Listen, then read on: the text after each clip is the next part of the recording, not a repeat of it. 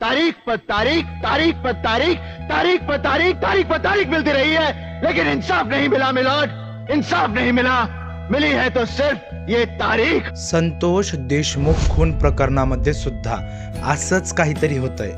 ज्या खून प्रकरणामुळे सबंध महाराष्ट्र हादरला होता, ज्या खुनामध्ये आरोपींनी मानवतेवर काळिमा फासली होती, क्रूरतेची सीमा ओलांडली होती, त्या प्रकरणामध्ये आपलं न्यायालय तारीख पे तारीख, तारीख पे तारीख असा खेळ खेळत आहे। तुम्ही बघा आपल्या न्यायव्यवस्थेचं दुर्दैव किती आहे। महाराष्ट्रातील प्रत्येक माणसाला माहीत आहे की संतोष देशमुखांचा खून कोणी केलाय।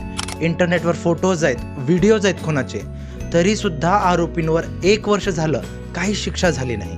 मग आता प्रश्न असा पडतोय की आरोपींना वाचवतंय कोण, यांचा गॉडफादर कोण आहे? कारण सगळं उघड उघड असताना सुद्धा यांवर काही शिक्षा होत नाहीये।